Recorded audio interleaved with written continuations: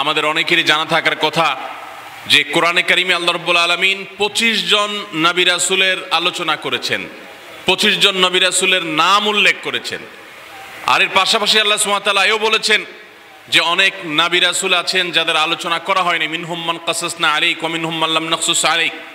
হে রাসূল, কিছু নবী রাসূলের আলোচনা আপনার সামনে উপস্থাপন করা হয়েছে, কোরআনে বলা হয়েছে, আবার সবার কথা পুঙ্খানুপুঙ্খ রূপে নাম উল্লেখ করে কোরআনে হয়তো বলা হয়নি। কিন্তু সমস্ত নবী রাসূলদের প্রতি ঈমান আনে মুসলিমরা। তো যেখানে 25 জন নবী রাসূলের আলোচনা কোরআনে রয়েছে, আমরা অনেকেই হয়তো এই জিনিসটা জানি না যে 20-এর বেশি 20-25 জন নারীর, মহিয়সী নারীর আলোচনাও কোরআনে কিন্তু রয়েছে। অর্থাৎ একদিকে 25 জন নবী রাসূলের আলোচনা যেমন রয়েছে, অপরদিকে আমরা জানি যে এই কোরআনে কারিমে আল্লাহ রাব্বুল আলামিন 20-25 জন মহিয়সী নারীর দৃষ্টান্ত স্থাপন করেছেন, তাদের বিভিন্ন গুণ কীর্তন করেছেন, তাদের ভালো দিক তুলে ধরেছেন। আবার যারা পাপিষ্ঠা ছিলেন, যারা আল্লাহর নাফরমান ছিলেন, যারা গুনাহগার ছিলেন, যারা আল্লাহর অবাধ্য ছিলেন, সেরকম নারীদের কয়েকজনের দৃষ্টান্ত তুলে ধরে আমাদের মায়েদেরকে, আমাদের বোনদেরকে, আমাদের নারী জাতিকে সতর্ক আল্লাহ তাআলা করেছেন, সাবধান করেছেন, তাদের পরিণতি আল্লাহ তাআলা দেখিয়ে দিয়েছেন। বহু মুসলিম নারী আছেন যারা জানেন না যে ইসলাম একজন নারীকে, একজন মাকে, একজন বোনকে কোন জায়গা থেকে তুলে কোন জায়গায় অবস্থান দিয়েছে। এই বিষয়টি আমরা অনেকেই এখনো পর্যন্ত খুব ভালো করে পরিষ্কার করে জানি না। এক শ্রেণীর মানুষ নারীবাদের নামে, নারী অধিকারের নামে তাদের প্রচারণা, তাদের ক্যাম্পেইন ইত্যাদিতে নানাভাবে ইসলামকে, কোরআন এবং সুন্নাহকে, ইসলামের বিভিন্ন বিধিবিধানকে আসামের কাঠগড়ায় দাঁড়াবার চেষ্টা করে, দাঁড় করানোর চেষ্টা করে। সে মানুষগুলোরও জানা দরকার, আমার ধারণা যে তারাও অনেকে হয়তো জানেন না যে ইসলাম নারীকে কি দিয়েছে। সময়ত উপস্থিতি, কোরআনে কারিমে আল্লাহ রাব্বুল আলামিন শুধুমাত্র নারীদের অধিকার, নারীদের প্রতি পুরুষদের দায়িত্ব কর্তব্য, নারীদের আত্মোন্নয়ন এবং তাদের সম্পর্কিত বিভিন্ন বিধিবিধান, নসিহা, মোটিভেশন এবং এ জাতীয় গুরুত্বপূর্ণ বিষয়গুলোকে আলোকপাত করার জন্য গোটা কোরআন জুড়ে বিভিন্ন আয়াতে যেরকম আল্লাহ রাব্বুল আলামিন এই বিষয়গুলোকে আলোকপাত করেছেন, ঠিক তারই পাশাপাশি কোরআনে কারিমের অনেকগুলো গুরুত্বপূর্ণ সূরা শুধুমাত্র এই বিষয়ে আল্লাহ তাআলা নাজিল করেছেন, এই নামে নামকরণ করেছেন। কোরআনের সবচেয়ে বড় সূরাগুলোর মধ্যে একটা হলো সূরা নিসা। সূরাতুন নিসা এর মানেই হলো নারী সংক্রান্ত, মহিলাদের বিধিবিধান, তাদের বিষয় আশয় সম্পর্কিত সূরা, নারীদের সূরা। কোরআনের সবচেয়ে বড় যে কয়েকটি সূরা রয়েছে, দীর্ঘ আয়তনে যে সূরাগুলোতে বিভিন্ন গুরুত্বপূর্ণ বিষয় আল্লাহ তাআলা আলোকপাত করেছেন, সূরাতুন নিসা হলো তার মধ্যে একটা। একজন মুসলিম নারীর এর চেয়ে বড় আনন্দের বিষয় কি হতে পারে, গর্বের বিষয় কি হতে পারে যে স্বয়ং আল্লাহ রাব্বুল আলামিন কোরআনে কারীমের মতো পাইকারি কথা বলার মহাগ্রন্থে, যেখানে খুচরো আলাপের সুযোগ নেই, অতি গুরুত্বপূর্ণ বিষয়গুলোই শুধুমাত্র এই কোরআন আলোকপাত করেছে, ছোটখাটো বিষয়গুলো ইঙ্গিতে বলেছে, সেই কোরআনে সূরাতুন নিসার মতো দীর্ঘ আয়তনের বিশাল সূরা আল্লাহ রাব্বুল আলামিন নাজিল করেছেন, যেই সূরার মূল প্রতিপাদ্যই হলো নারীগণ।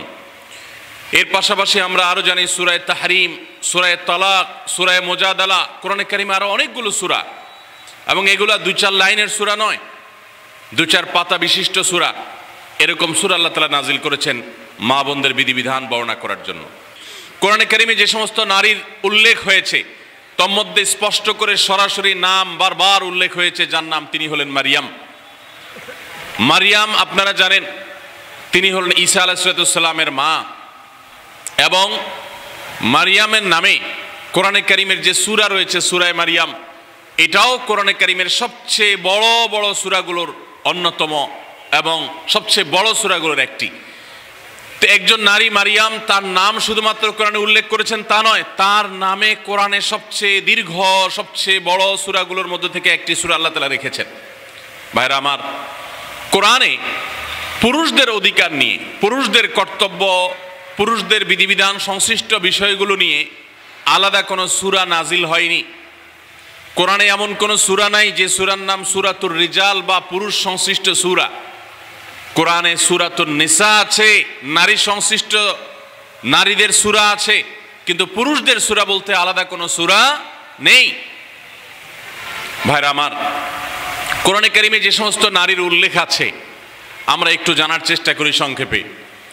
প্রথমেই সবার আগে যার নাম আসে মারিয়াম, যার আলোচনা কোরআনের পৃষ্ঠায় পৃষ্ঠায়, পাড়ায় পাড়ায়, সূরায় সূরায় রয়েছে, বিভিন্ন জায়গায় জায়গায় আল্লাহ তাআলা করেছেন। সেই মারিয়াম তিনি হলেন গোটা পৃথিবীর কিয়ামত পর্যন্ত আগত আমাদের সকল মা বোনদের জন্য সবচেয়ে উজ্জ্বল উদাহরণ, সবচেয়ে উজ্জ্বল দৃষ্টান্তগুলোর একটি। কোরআনে মারিয়ামের পাশাপাশি আমাদের মা, মুমিনদের মা উম্মুল মুমিনিন নবী পত্নী আয়েশা রাদিয়াল্লাহু তাআলা আনহা, তার সম্পর্কে সূরা নূরে কয়েকটি আয়াতে আল্লাহ রাব্বুল আলামিন আলোকপাত করেছেন। আমরা অনেকে জেনে থাকব আয়েশা রাদিয়াল্লাহু তাআলা আনহার চরিত্রে কালিমা লেপনের অপচেষ্টা এবং ঘৃণ্য কর্ম করেছিল মুনাফিকরা।